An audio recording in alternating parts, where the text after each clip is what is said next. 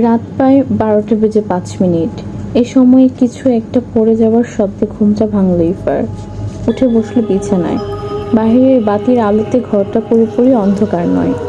দেখল শোকেস থেকে পড়ে গেছে ফ্লাওয়ার ভাস। উঠে ভাঙা টুকরো তুলতে তুলতে গিয়ে শুনল বাতাসে দুলছে বারান্দার দরজাটা। ওটা দেখে খুব ভয় পেল ইফা। ঘুমানোর আগেই তো ওই দরজাটা ছিটকিনি লাগিয়ে শুয়েছে, তাহলে কিভাবে খুলল দরজা? আজ শোবার ঘরে কোনো অস্বাভাবিকতা নেই। ইফা উঠে দরজা বন্ধ করবে এমন সময় কে যেন বারান্দা থেকে ওকে ডাকলো। প্রচণ্ড ভয় পেল ইফা। খাড়া হয়ে গেল শরীরের সমস্ত রোম, কাঁপতে লাগলো হাত পা। অনেক কষ্ট করে সাহস জোগাড় করলো ইফা। তারপর ভয়ে ভয়ে উঁকি দিল বারান্দায়। দেখলো পলাশ গ্রিল ছাড়াই বারান্দার ও প্রান্তে বসে আছে রেলিংয়ে। খুব অবাক হলো ইফা এবং দ্বিগুণ বাড়ল ওর ভয়। ইফা, ভয় পেয়েছেন? ইফা কাঁপতে কাঁপতে জবাব দিল, হ্যাঁ। ভয় পাবেন না, আমি পলাশ, কাছে আসুন। ইফা বারান্দায় বেরোলো, কিন্তু কাছে গেল না। ইফা, আপনি ঘেমে যাচ্ছেন কেন? আজ ভীষণ কুয়াশা পড়েছে। ইফা টের পেল সত্যি সত্যি ঘেমে গেছে। আপনি জানলেন কেমন করে যে আমি ঘেমে যাচ্ছি? আপনি তো বাইরে তাকিয়ে আছেন, আমার দিকে তো একবারও তাকাননি। অনেক কিছু না দেখেও বলে দেওয়া যায়, আর অনেক কিছু বুঝে নিতে হয়। আমি সত্যি খুব অবাক হচ্ছি, আপনি এখানে এলেন কিভাবে? ও কি সম্ভব? আকাশে ভেসে বেড়ানো যদি সম্ভব হয়, তাহলে এখানে আসা কি সম্ভব হতে পারে না?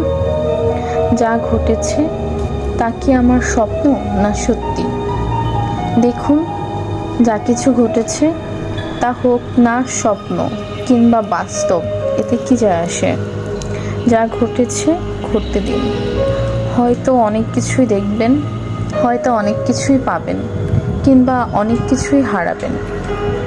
ওর দিকে চাইল পলাশ। ইফা দেখল নীল চোখ দুটো কি সুন্দর, কি অপূর্ব, চঞ্চল করে মনকে।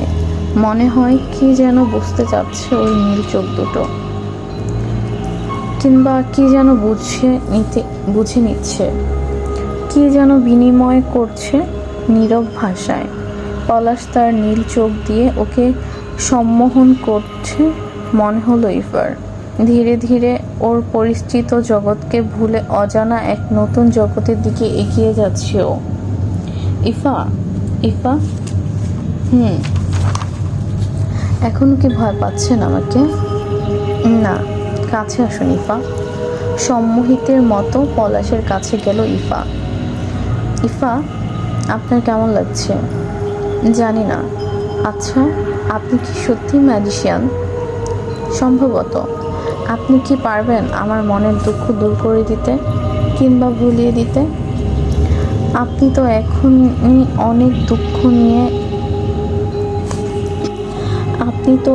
অনেক দুঃখ থেকে দূরে সরে গেছেন।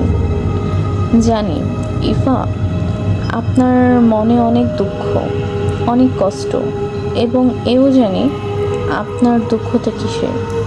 আপনি আরও কাছে আসুন, আমি আপনার দুঃখ ভুলিয়ে দিব। ইফার দিকে দুহাত বাড়িয়ে দিয়েছে পলাশ। নিজেকে আর ধরে রাখতে পারল না ইফা। পলাশকে জড়িয়ে ধরল, পলাশও জড়িয়ে ধরল ইফাকে। ইফা উপলব্ধি করছে অনেকখানি কমে গেছে মনের দুঃখের ভার। অস্থির দেহ মন এলো পরম এক ক্লান্তি, যেন এক শান্তি খুঁজে বেড়াচ্ছিল বহুকাল ধরে। কিছুক্ষণ পর, পলাশ, তুমি স্বপ্ন হয়ে আমার কাছে থেকে চলে যাবে না তো? না। তুমি কি আমাকে ভালোবাসো? হ্যাঁ। ইফা দেখল ওর দিকে এক দৃষ্টিতে চেয়ে আছে পলাশ। নীল অপূর্ব চোখ দুটো ভালোবাসা ও আবদার। চোখ দুটো বন্ধ করে নিজেকে পলাশের কাছে সঁপে দিল ইফা। পলাশ বুঝে নিল ভালোবাসা সাড়া দিচ্ছে ইফা। ওকে কোলে তুলে নিয়ে এলো পলাশ। ইফা অনুভব করলো ভেসে ভেসে ওকে নিয়ে কোথাও যেন যাচ্ছে পলাশ। এই অনুভব শেষ হতে না হতেই বিছানায় স্পর্শ করলো ওর শরীর। নিচে নরম তুলতুলে বিছানো ও শরীরের উপর পলাশের ঠান্ডা শরীরটাকে টের পেল ইফা। সকালে উঠে গত রাতে কি ঘটেছে সে বুঝতে পারল ইফা। সব মনে পড়তেই ইচ্ছা করলো লজ্জায় অপমানে আত্মহত্যা করতে। ভাবল, আমি তো প্রতারণা করেছি আমার স্বামীর সঙ্গে, অথচ ও আমাকে কত ভালোবাসে, বিশ্বাস করে। না, না হয় সে আমাকে সময় দিতে পারে না, তাই বলে কি আমি তার বিশ্বাস ভঙ্গ করব? আমি কেন নিজেকে এভাবে সঁপে দিলাম? কেন নিজের সম্মান রক্ষা করতে পারলাম না? কেন কেন কেন? সারাদিন কিছু না খাওয়াতে অনেকটা দুর্বল হয়ে পড়ল ইফা। লাইট নিভিয়ে শুয়ে আছে পলাশের অপেক্ষায়। হঠাৎ দমকা বাতাসে খুলে গেল বারান্দার দরজা। টেবিল থেকে পড়ে ভাঙল পানির গ্লাসটা। ইফা দেখল দরজায় দাঁড়িয়ে আছে পলাশ। ভালোবাসার তৃপ্তি ও রহস্যময় অদ্ভুত কিছু খেলা করছে তার অপূর্ব নীল চোখে। ইফা, তোমাকে আজ এমন দেখাচ্ছে কেন? তুমি কি অসুস্থ? কোনো জবাব দিল না ইফা। কাছে মাথা নিচু করে এগিয়ে এলো পলাশ। তুমি কে? কেন তুমি স্বপ্নের মতো শুধু রাতে আসো? তুমি কি বাস্তব না অবাস্তব? তুমি কি দুঃখ পেয়েছো? আমি কি এমন কিছু করেছি যাতে তোমার দুঃখ, লজ্জা, অপমান হওয়া উচিত? আমার মনে হয় তুমি তেমন কিছুই করোনি। মানে, কি বলতে চাও তুমি? আমি শুধু এতটুকুই বলতে চাই যে অপরাধ জুয়েল তোমার সঙ্গে দিনের পর দিন অহরহ করে যাচ্ছে তা কেবল একবারই করেছো তুমি, যেটাকে আমার মতে অপরাধ বলা যাবে না। মুহূর্তে কেঁপে উঠল ইফা, যেন ওর মাথার উপর ভেঙে পড়েছে সমস্ত পৃথিবীটা। বুকে অনুভব করলো প্রচণ্ড ব্যথা। কাঁপা কাঁপা কণ্ঠে বলল, তুমি তুমি কি বলছো এসব? আমি কিছুই বুঝতে পারছি না। খুব শান্ত কণ্ঠে পলাশ বলল, ইফা, তুমি জানতে চাও আমি কে বা কি? আমি বাস্তব না অবাস্তব?